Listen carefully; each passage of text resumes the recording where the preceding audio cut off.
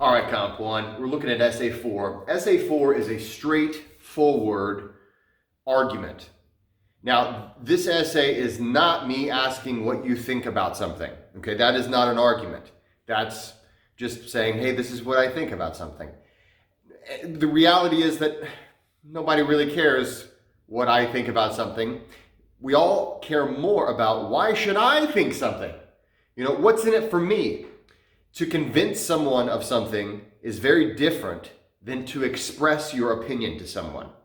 And I hope that makes sense. And I'll repeat that. To convince someone of something is very different than to express your opinion to them. Yes, your opinion is going to be a part of this. It's going to play a role in an argument. You're not going to argue against something that you believe, but the reason why someone is going to change their mind and stop believing one thing and start believing the thing that you want them to believe, it's not because you feel that way. It's because you gave them reasons to believe this new belief, to change their mind from believing one thing into believing another. And that is the goal of this assignment. We are going to be providing an argument. And this argument is going to provide evidence so that the reader, your audience, will have sufficient cause to change their minds. So this is going to be an essay where it's very important to piggyback on all the things we've learned so far this semester, especially what we learned in Essay 3. In Essay 3, we were taking a look at someone else's argument and we're criticizing or analyzing how they made that argument. We were saying, hey, this was something that they said that probably helped the argument. It probably made the reader more likely to believe the argument. Or maybe it was a bad idea. Maybe this piece of evidence was likely not to convince the reader, and it shouldn't have been included. So what we're going to try to do is we're going to try to create a believable argument for our audience. And to do that, we're going to need to know who our audience is. So one of the first things I want you to do is think about, first of all, okay, what is it that I'd like to argue?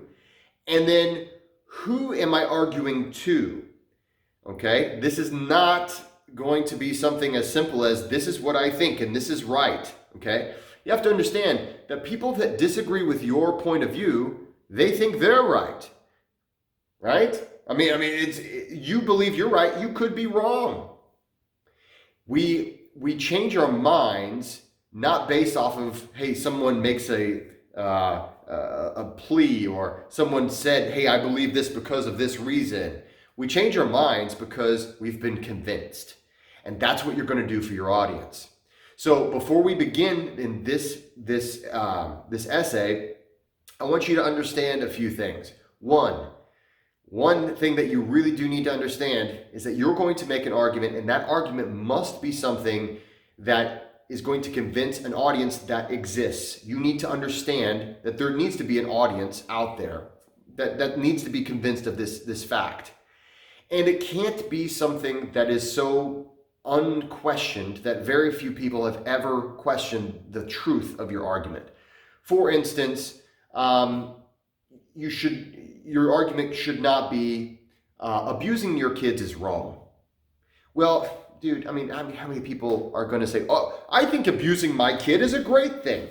So your argument should not be coming from such a generalized, widely accepted point of view. It needs to be something that you're likely to find a lot of real opposition. And that opposition can't just be because they're stupid. It can't just be that the people that don't agree with me are just dumb or they're bad people. Because let me tell you this, that's not the way it really is. There are good people and they believe something different than you. And the worst thing you can do is disrespect your audience.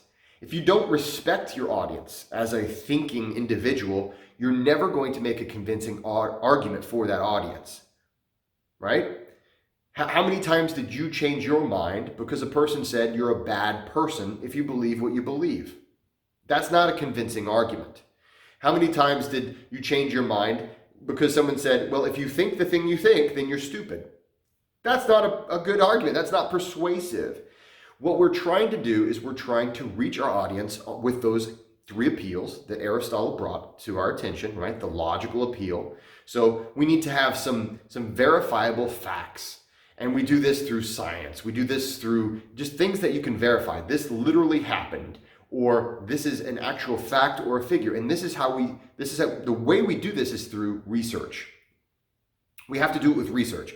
We can't do this simply by, pointing out, Googling something and then, oh yeah, there's an article that says this thing that I believe, therefore hey, I've got my quote for the assignment. That's not doing research. You have to really dig and find out, first of all, is there sufficient evidence to believe what I believe? Maybe you've got a belief right now that you'd like to argue, but you can't find sufficient evidence to actually support it.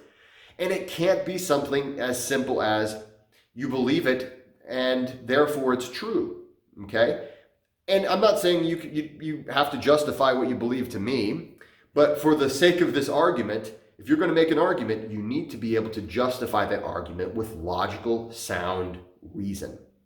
You also need to understand that your audience is a real live human being with emotions, with desires, with thoughts, with wants for their life. And your argument needs to speak to that. Your argument needs to speak to their values, to what they hold dear. And you need to be able to say, hey, if you have this value, then therefore you should change your mind from this position to my position. You need to understand that your audience, you should not assume that your audience agrees with you. You should assume that your audience is on the other side of this issue. And why would I say that? Well, if your audience already agreed with you, you wouldn't need to make an argument to that audience. You wouldn't need to try to persuade that audience that your side is the correct side of the argument. So you need to recognize what it is that the audience believes, and it has to take some time, and you need to give them the credit that they deserve.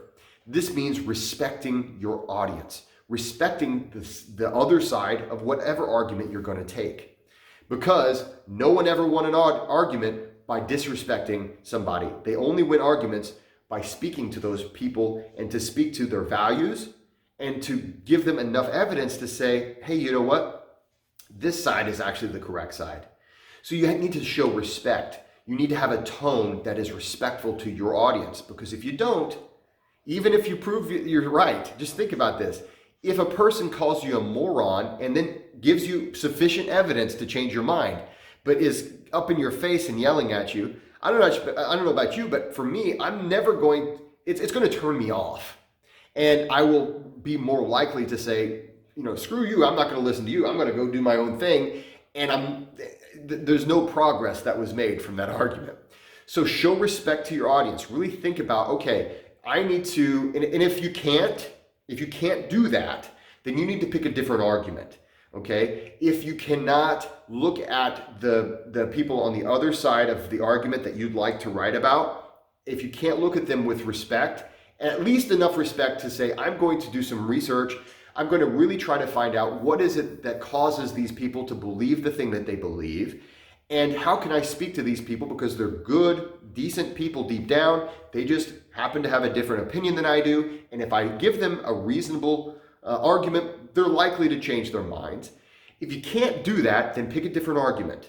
And I understand that sometimes there's issues that are close to our hearts that we can't look at the other side with respect. And if you can't do that, you're not going to make a very good argument. So for the sake of this paper, I would recommend choosing a topic that you can look at the other side and say, hey, maybe I disagree with you. Maybe I think you're wrong, right? But you're not here to prove them wrong. You're here to prove your argument right.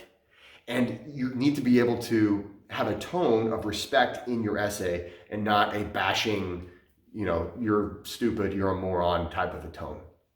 Okay, that is just a primer as far as what we're doing. I want you to read the assignment sheet.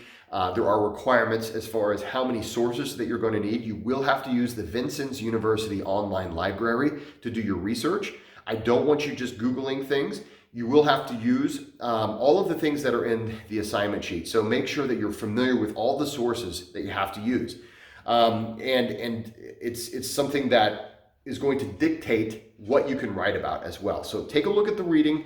or take a look at the assignment sheet, and that will guide you as far as what specific things can I argue, what things are just not possible to argue within the parameters of the assignment. Okay, guys, that's the assignment. Take a look at the assignment sheet and let's get started.